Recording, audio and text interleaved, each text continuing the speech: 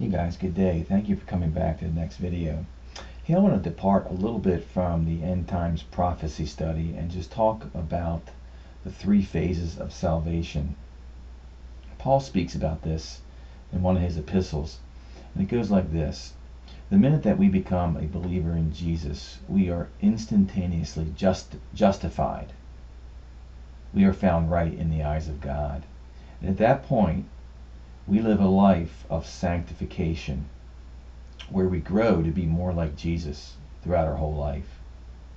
And then at the end of our life, or when the Lord comes, we become glorified. And when we are glorified, we are made perfect like Jesus was after his death. So to summarize real quick, we are justified when we become believers in Jesus. Then we spend our life becoming more like Jesus, and then once we get to the end, whether it be his return or death, we are glorified. Here's another picture of it that shows how it goes. I like this a little bit better because it shows us growing to be more like Jesus as our life goes on. And you can see this is sort of how my life went. There was times where I had plateaus and times where I really leaped.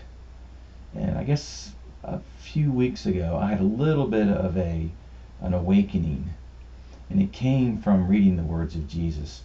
I did a video a while back where I spoke about the laws of Jesus, the but laws, the 10 but laws of Jesus. And we find this in Matthew 5, where Jesus gives the Sermon on the Mount.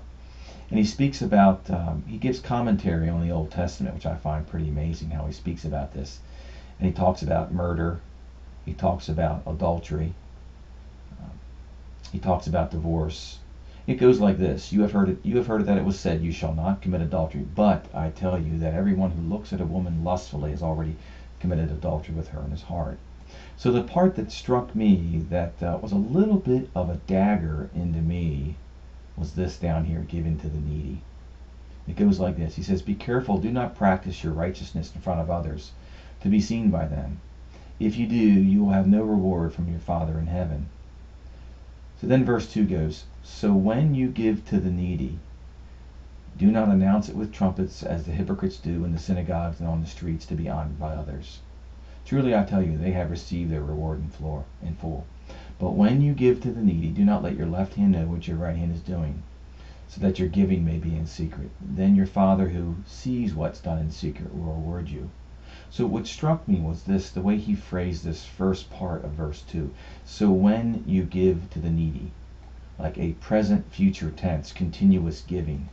Most of us give to our church, but I wasn't on a regular basis given to the needy. So he's already assuming that we are giving to the needy, that we've grown in our faith, where that's part of our life, that's part of our regular Christian life, to continuously, ongoing give to the needy. And frankly, I wasn't.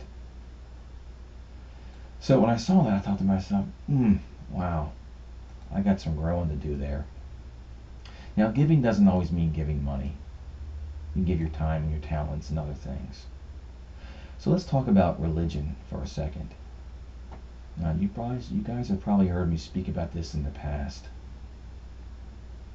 I really blame religion for a lot of our problems, especially the Christian religion. The Christian religion has done nothing but separate us. We argue about what day we should go to worship, what kind of music we're going to hear, we listen to, whether it's organ or guitars and drums. We argue about what clothes we should wear or not wear, how we do communion when we baptize our babies or our children. So basically, religion, in my opinion, is the root of not all evil, like the love of money, but it really is a close second.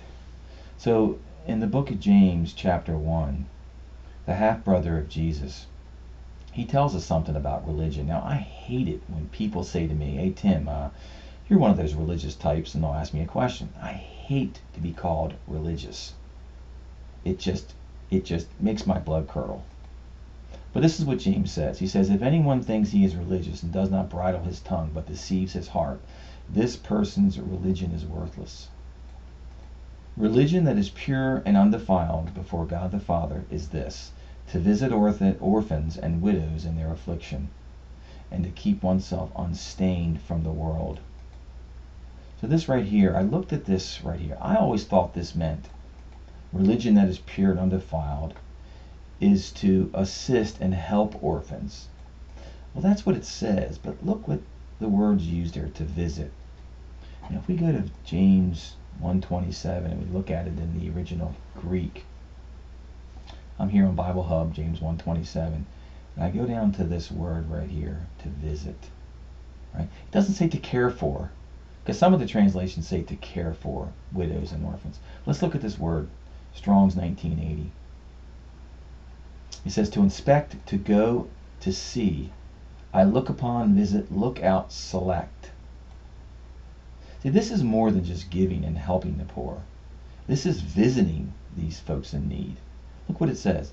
It says to look upon in order to help or to benefit, equivalent to look after, to have care for, to provide for. So over the years, I've given here and I've given there to those in need. But this is a whole new level of Christian growth, this sanctification that I was speaking about here. I want to give you guys an example of what that is in reality. I want to give you an example of what it says to go and to visit. Here's a video I just saw. It's from Gwendolyn and Seho's song. They are actually visiting in Kenya. Let me just play for a minute. Jumbo friends, this is Sister Gwendolyn and Seho's song, and we just wanted to give you a little update of what's going on with us here in Kenya. Yesterday we were able to spend some time in the slums of Kibera. We were ministering to the children and the adults through puppet ministry. It's just one of the things that we are doing to get the gospel message out. And despite being dehydrated from food poisoning and overcome from the heat, the Lord took us school to school with his mighty Holy Spirit.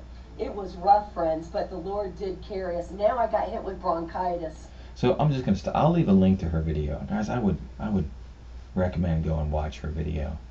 But the point is, she is living this out. She is way up here.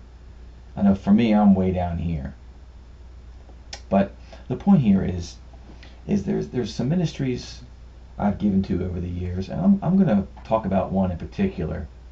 So, I'm on Facebook. Most all of us are on Facebook, and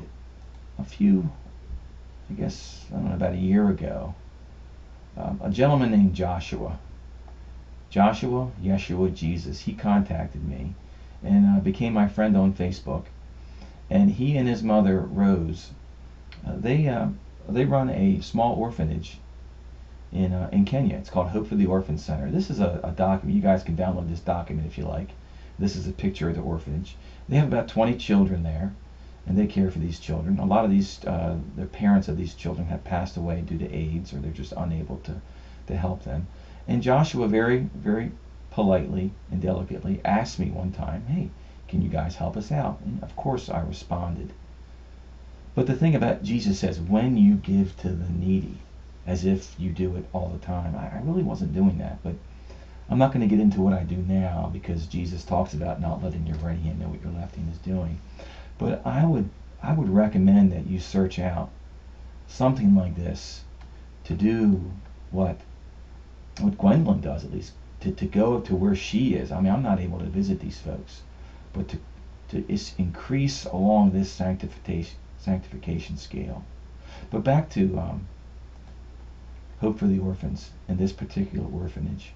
Guys, I'd like to challenge you. Go ahead and download this document, read this over, learn about this particular orphanage. Rose is the one who runs it. That's Joshua's mother. Her email address is right here. I'll leave her email address. And it is as simple as 2 or 3 clicks on the mouse to help these folks out. You go into PayPal, your PayPal account, you type in send money, you click on this email, and off she goes, and you're helping these folks out. So back around Christmas time, I was feeling a little guilty, like maybe I should help these folks out.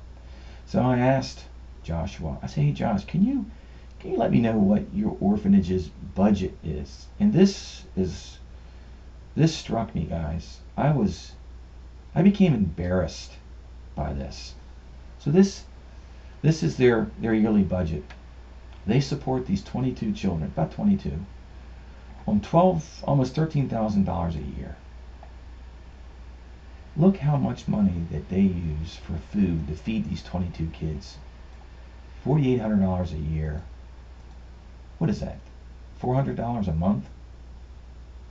I mean, how many people here who are watching this video throw away $400 a month on appetizers at restaurants?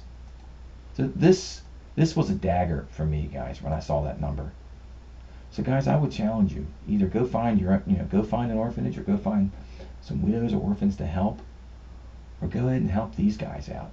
These guys, look at this, $400 a month to feed 22 kids.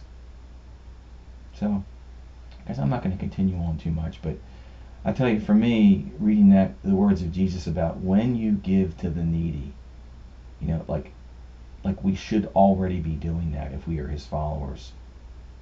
So with that, guys, I'll let you go. Have a great day, and God bless you.